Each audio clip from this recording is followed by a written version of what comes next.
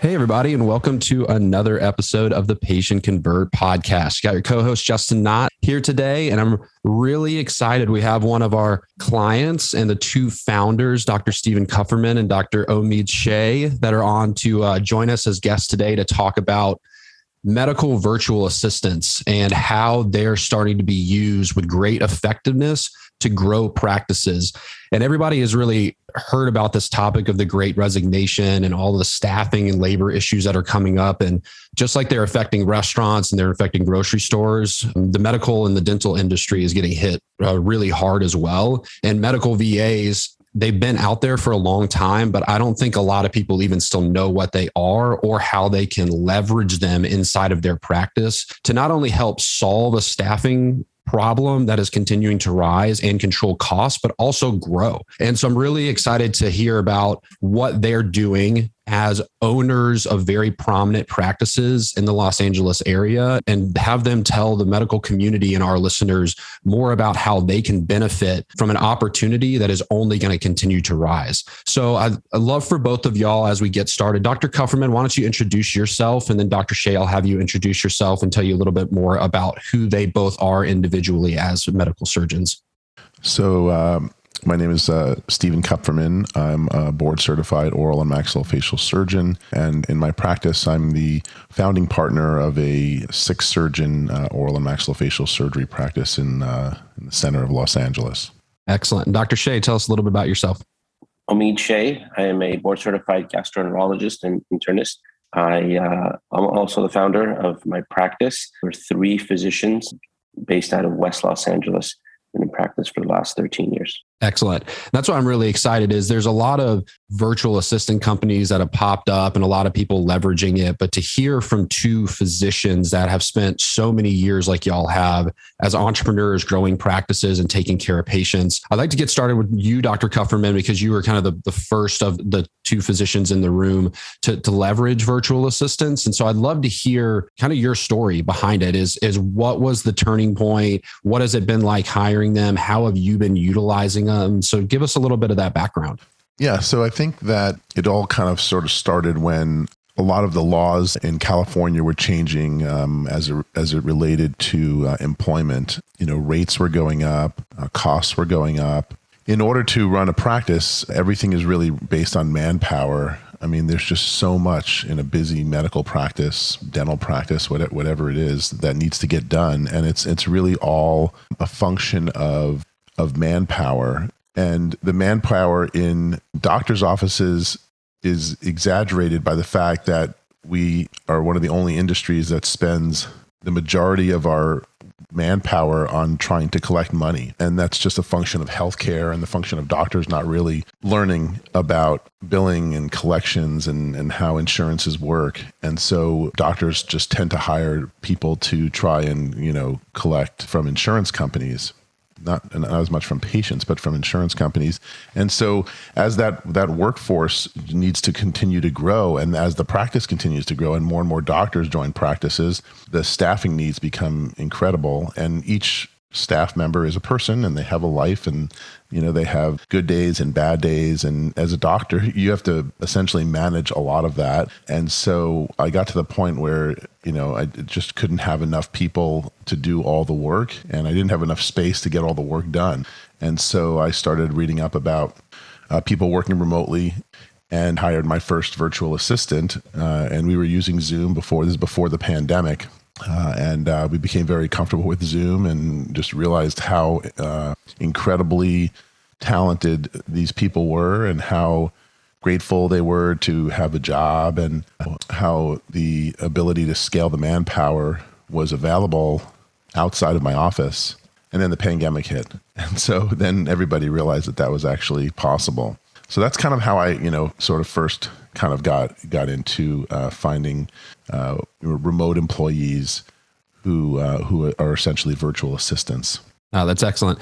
Now, did you find, because you were I mean, an earlier adopter, especially kind of pre-COVID, and now, as you even mentioned, having Zoom meetings and working remote, and that whole concept is not foreign anymore. In fact, it's just kind of the adopted standard now moving forward, which has certainly helped the whole thing. But did you have any, and I know it's a big concern for practices in terms of workflows are critical. Got to keep everything operationally running really smooth, controlled chaos. You got patients coming in and out, you're scheduling surgeries. When you first were introducing the virtual assistants, did you find any issues in terms of kind of adopting it into your new normal as you're bringing virtual assistants into, say, what is physical staff inside of your office and having them to work together seamlessly? I mean, the most striking thing initially was that I was able to interact and access my remote staff, my virtual assistants, better and faster than the staff that were actually in my office, because they were either here or there, or, and moving from, one office to another. And here I just clicked on Zoom and, they were on my screen within seconds. And so I just found that it was actually even easier, and their desire to get things done, their ability, their understanding of computer knowledge was just off the charts. And so that was my initial sort of jump into this. Interesting. Well, I don't want to leave you out of the conversation, Dr. Shaye, because I would love to hear, because kind of y'all's story, this is where you kind of converge, so to speak, in your friendship. And so I'd love to hear a little bit more about how you got started in VAs, because I think you have a lot of the issues, or you were having, that I think a lot of physicians can relate to, and Dr. Kupferman and his experience was able to help bring VAs into your practice. So tell us a little bit about your story and your background and how you got into the number of VAs that you have today. Absolutely. Thank you. So I've known Stephen since back in our training, and I was complaining or venting to a mutual friend about all the issues we were having in our office. Patients were saying, "Doc, we love you, but your office needs a lot of help. Can't get through to your office.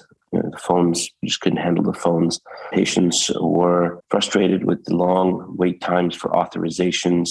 And so this mutual friend said, "Why don't you do what Stephen's doing?" I said, "Well, what's Stephen doing?" He said, "He is using virtual assistants from the Philippines, and he's very happy." And I'll be honest, initially I was skeptical. Outside the box, as physicians, we're trained to think inside the box, really. And it took a few weeks, and then I said, "Okay, that's it. I'm calling Stephen." So I gave him a call and I said, "Stephen, I'm drowning. Patients are complaining. I can't find staff. The ones that we hire are not good, with all the liability issues." And he said, "Listen, trust me, this is the next big thing. It's transform my practice. It's a no-brainer." So I said, "Fine."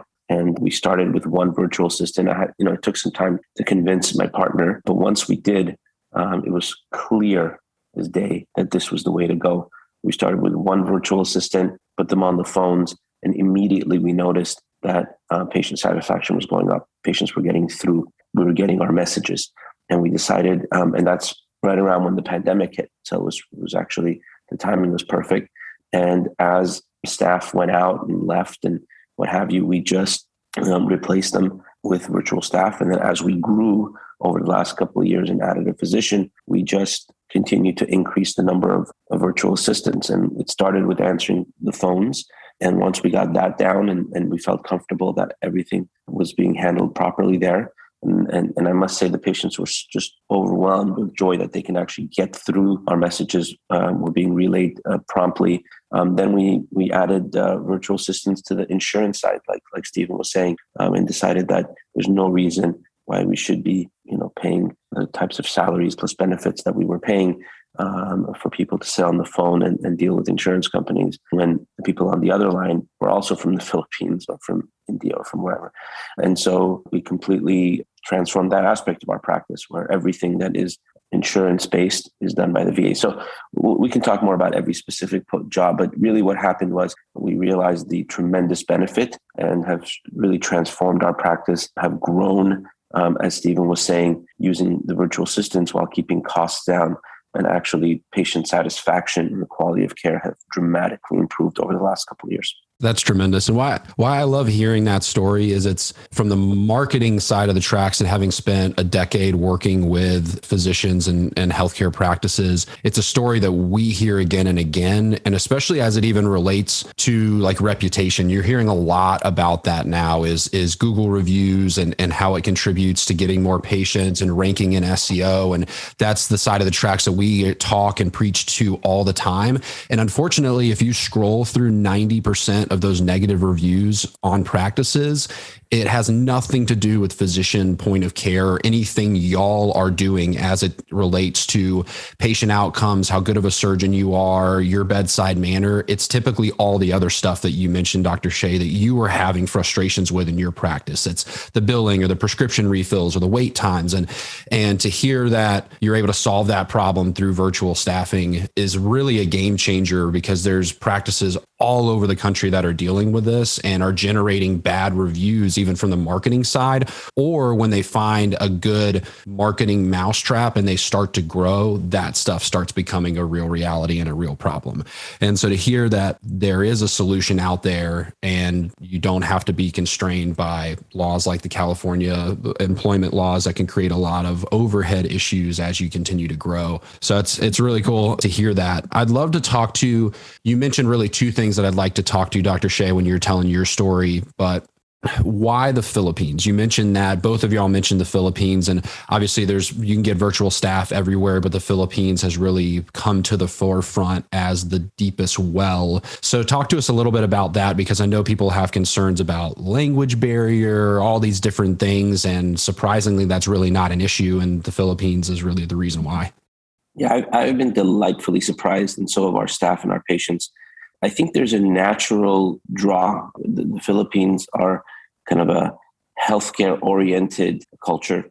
And so I think that there are a lot of benefits there. And that's why the talent is so strong when it comes to healthcare. There are a lot of nurses really committed to the medical field. I also think that the fact that English is their first language is a tremendous benefit. And all of our VAs are fluent in English. And that has not been an issue with any of our patients. And I think that really there's a cultural and a work ethic issue, a benefit there. My virtual staff are the most dedicated employees I've ever had. I mean, they're really, really committed. They are excited about being a part of our practice. They are incredibly hardworking. I could tell you stories about my virtual assistants and how they've stepped up to the plate and filled in when we needed something done in the office that was dropped by somebody else. Just a simple example I give everybody is we had some research that we were involved with. And for 3 months, someone in the office apparently just had gotten backed up and wasn't, completing the tasks. And the research sponsor was not happy. So I turned on a Thursday to one of my virtual staff whose job was not at all to do this. And I said, listen, I know your plate's full, but this is super important. Can you please, see if you can handle this new task? And I thought it would take, a couple of months of work, and you'd be blown away. Monday morning, I get a text from him. He says, Doc, it's done. I said, what's done? I didn't know what he was talking about because it couldn't have been. And he said, the project's done. Everything's caught up. And I was blown away. The guy doesn't even work on the weekends, but it's a testament to, I said, Ben, how did you do this? He said, Doc, it sounded like it was important in your voice and you were concerned. And I decided to just spend the weekend and take care of it for you.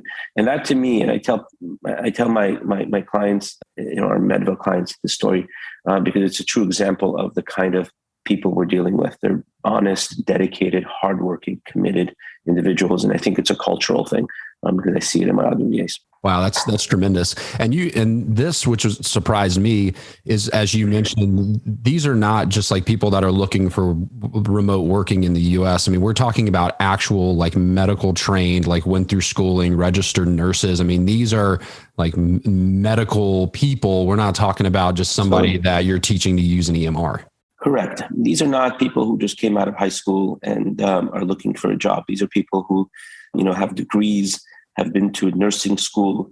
And from what I understand from Filipino nurses that I work with at the hospital, the training in the Philippines is literally on par with the nursing training that is provided here in the United States.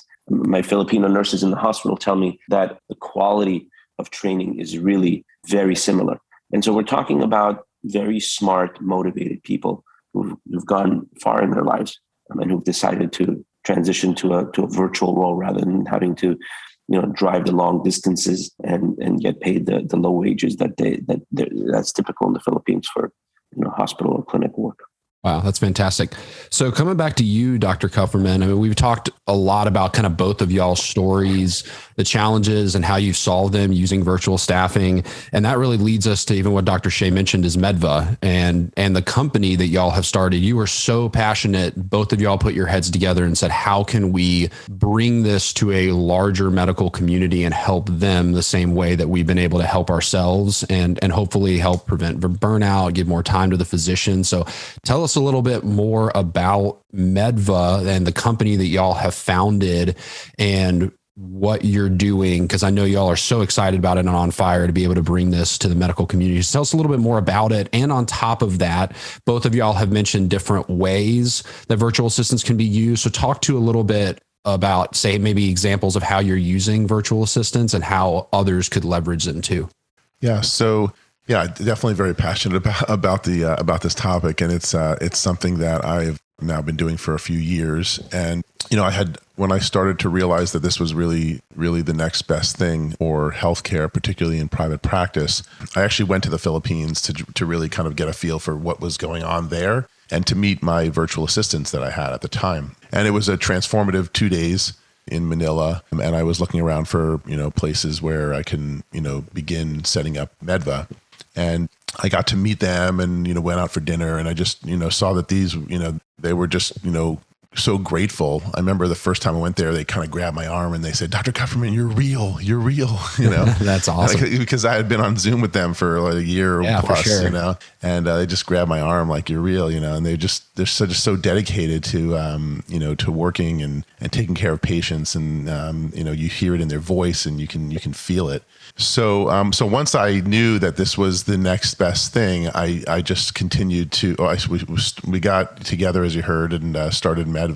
And then I just started to think out of the box. I'm always thinking out of the box. How can I have, increase the workforce? Because in the end of the day, there's only one commodity that you're selling in a doctor's office. That's the doctor's time. And the doctor runs out of inventory eventually, or you end up spending too much on the, on the cash register people, and then it doesn't matter how many, how much you sell in the office, the doctor, runs out, or you end up just working for everybody else.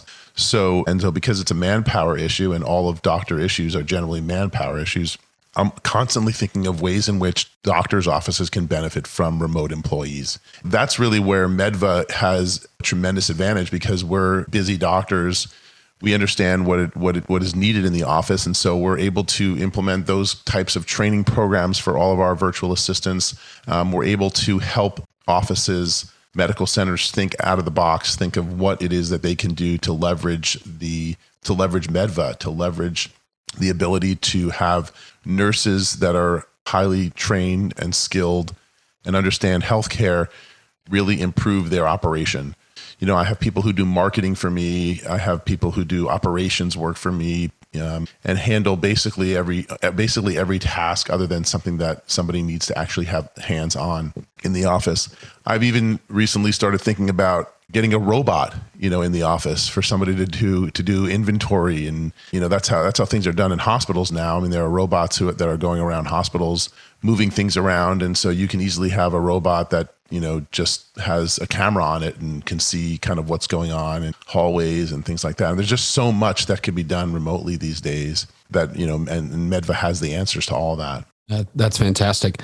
Dr. Shaye, talk to me a little bit, because this even early on for me, and I'm sure there's a lot of listeners out there the same way, when you talk remote and just in general in healthcare, your head always immediately goes to HIPAA, security, all of that stuff. So what are y'all doing at MedVA? I mean, is there anything that people listening should be aware of when working with virtual assistants in terms of security or accessing your EMR? I mean, all the things they're going to be doing day in and day out, because I know that's probably one of the first questions that people ask. Absolutely. We take that very seriously at MedVA, as we should, and patient records and private information is very important. I can tell you again, kind of going back to the cultural discussion that we had about the Philippines, as long as you have the necessary firewalls and infrastructure and security, IT, stuff in place, which we do. And as long as everyone has gone through the appropriate HIPAA training and HIPAA certification, then really, whether it's your staff in your office or whether it's your remote staff, there's still a risk that they violate HIPAA. The real question is, which staff is more likely to violate HIPAA? My staff in my office or my staff in the Philippines? And I think after a few years of using virtual assistants and 13 years of being in practice, I can tell you, and from personal experience, that it's much more likely that one of my staff in my office is going to violate HIPAA than someone in the Philippines. And I'll tell you why. First of all, the consequences for HIPAA violations in the Philippines are much harsher than those here in the United States. And so, here in the United States, you violate HIPAA as an employee. And this happened to me years ago when we first started our practice. We had a couple of MA interns that we had hired. And one day I was on vacation and I get a call from the hospital saying, "Doc, we have a problem." I said, "What's the problem?" I said, "Well, you've accessed a very, a celebrity's file, and that's a HIPAA violation." I said, "I'm really sorry. When did this happen?" He goes, "Oh, it just happened yesterday." I said, "Well, look, I'm out of the country, so that's not possible." And it turned out that it was someone in my office, one of these interns who had access to my computer. And basically all that happened was she lost her job. And that was it. And this was a major medical center and a very high profile celebrity. And all that happened, and the hospital was happy, and nothing ever happened. And so the people in the Philippines really, really value and cherish their jobs. And so anything that would cause them to lose their job is they take very seriously. Not to mention the Philippine laws, which what I understand from Stephen, who's been there and talked to folks in the Philippines, is much, much more exacting. And so I think that the deterrent is, number one, on an infrastructure standpoint, we have all the necessary firewalls and processes in place to prevent security breaches, to prevent HIPAA violations. All of our virtual assistants go through extensive training. We vet them to make sure that they haven't had any issues like that in their previous employment. But I think most importantly, it really comes down to the quality of the staff and the deterrence outside of the IT space. And I think that, in fact, in my opinion, there are more deterrents, and I'm more comfortable with the folks in the Philippines than I am even with my own staff. Yeah, that makes a lot of sense. And coming from somebody obviously non-medical, but inside of our marketing organization, we've adopted the Philippines-based VA route for a long time, for years, for almost 5 years now. And even from what you're saying, just the cultural differences in terms of just their work ethic and how they approach things, it's just the likelihood is just so much lower. And on top of it, just even the stories that I've seen you share with us from the VAs that are working from you, is this really is like a game-changing level job for them. I mean, to be able to support their family and provide, when you look at what they would be making working in a health system there versus what they're making working remote, it is really a tremendous difference. And so they've got job security, incentivization to make sure that they're doing the right thing and they're going the extra mile, and they love the job. And that leads me into Dr. Kupferman. Tell us, like, if I'm a physician sitting here and I'm listening to, or I'm a dentist and I'm listening to this podcast, is how do they find out more about MedVA, and how does it work in terms of hiring a virtual assistant? How much does it cost? Are there contracts? Give us some more of those details before we wrap up. Sure. So I think we've made it pretty simple. It's a pretty simple website. You just click on a form and then somebody will contact you within a few hours, and then they'll just ask you what your needs are, what you're looking for. And then most people are looking for the same sort of thing, 5 or 6 different tasks or jobs, positions in medical facilities. And then within, a couple hours, we're going to send you people that are already in our training program. They've already gone through 2 to 4 weeks of training just specifically for MedVA. And you'll get their resumes, a video resume. And then, you'll have them ready to start in your office within a day or two. So it's really fast because that's what we're doing. We're constantly recruiting people to work in offices and medical facilities, and so we have them ready, and they're in our ongoing training program. And so within a few days, you'll have somebody ready to go in your office. There's a few logistics you'll have to do in your office. You have to have a voice over IP phone system, or you can get a voice over IP individual phone. And but they'll have a computer and they'll be ready to go right away. If you have a cloud-based EMR, it's they're ready literally that day. You can just start doing whatever tasks are needed. There's no contracts. It's $10 an hour. There's really nothing. There's really nothing that needs to be done. You just sign our contract, but there's no time commitment. We generally ask that when you take somebody that you keep them for some period of time. Mostly because we believe in the product and we know that all of our virtual assistants are going to be incredible employees, but they're getting taken away from another position because the demand is there, and so we really need to give them a shot. But we know that we have such confidence in their ability that they'll work out. Fantastic. Yeah. And I mean, for $10 an hour, I mean, it really is, once you hire your first one, you'll hire your 10th. I mean, just from everything that I've seen in the industry, I mean, it really is a game changer for that level of investment. And as he mentioned, it's MedVA, MEDVA.com. And when you go on there, you'll see you can book a call to learn more about the virtual assistants and everything. We'll have all of this in the show notes, as well as links to Dr. Kupferman and Dr. Shaye's LinkedIn's. So that way, if you are a physician, you got any questions, you want to connect with them, they're really active. They've got some podcasts that are coming out. So we'll have all of that information in the show notes. But again, being two busy surgeons and having this company that you're ramping up to, time is very limited, and it's the most valuable resource that both of y'all have. So I just want to take the time to thank both of you, A, for being a client, but B, for gracing us with your time and sharing this with the medical community, because I really think it is the wave of the future. So Dr. Kupferman, anything you want to add before you sign off? Again, thanks for joining us. No, I think we covered a lot in a very short period of time, and I wanted to thank you, Justin, for all the help you've given us in terms of really kind of launching this and getting things going. Absolutely. And Dr. Shaye, thank you again. Anything you want to share with the listeners before we sign off? It's been great being on. Thank you for having us, and it's been great chatting. And we're here to help doctors improve their bottom line and grow their practices. That's really what it's all about. Absolutely. Well, thank you all again, and we'll make sure we have everything in the show notes, and we will see you next time. Thank you for listening to today's latest episode of the Patient Convert podcast.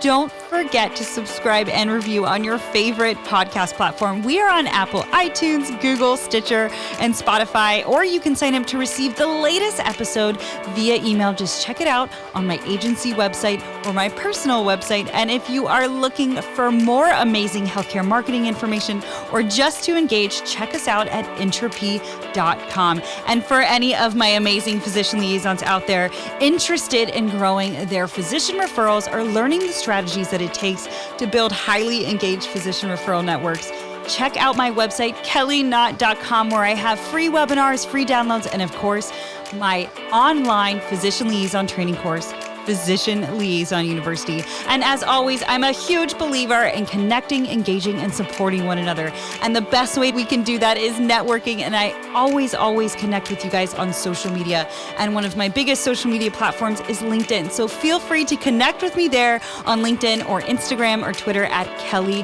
Knott. And thank you guys again for listening to the Patient Convert podcast with your host, Kelly Knott.